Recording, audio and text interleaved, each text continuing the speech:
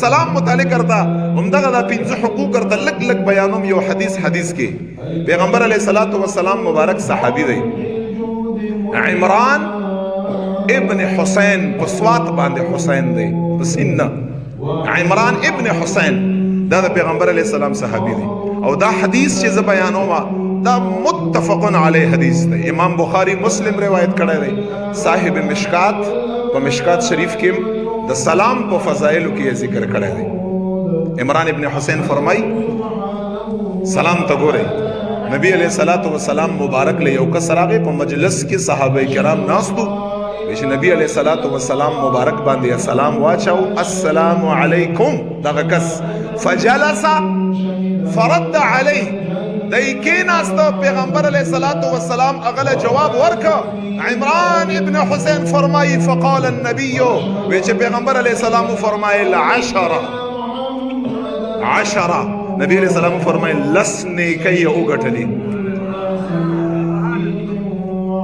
عمران ابن حسین فرمای بل یو انسان راغی سلام یو چو په نبی علیہ السلام باندې وسلام الفاظ یدو السلام علیکم ورحمت الله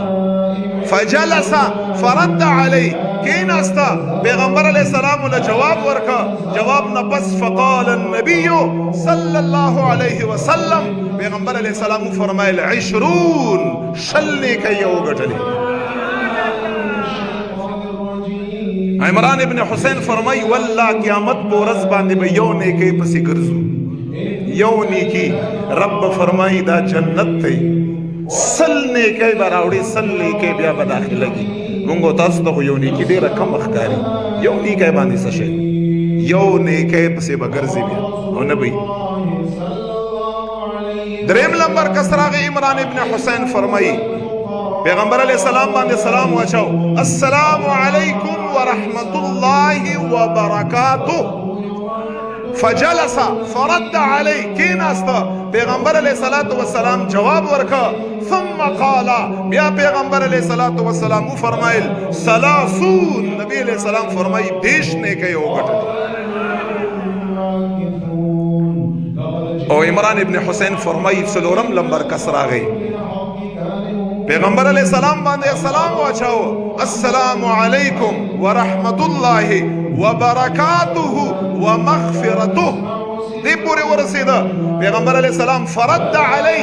نبی علیہ السلام جواب ورکا ثم قال النبي صلی الله علیه وسلم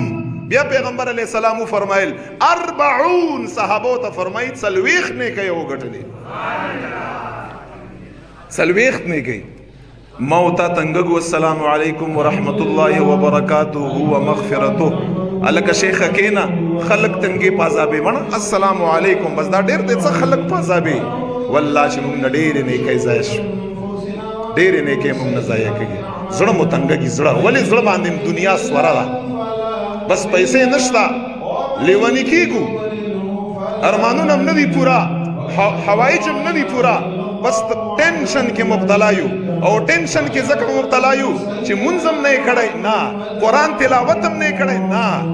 چا سره هیلپ نه کړای نه ټینشن کې ځکه مبتلا یو چې گاډه مو نشتا کور مو نشتا بنگلا مو نشتا پیسې مو نشتا او کمپټیشن نشتا او تربون زمانه مخ کې روان دی تر زمانه مخ کې روان دی لعنت دی په داسې سوچ باندې چې رسول الله فرمایي د دنیا د ترقې نه د آخرت د ترقې سوچ وکړه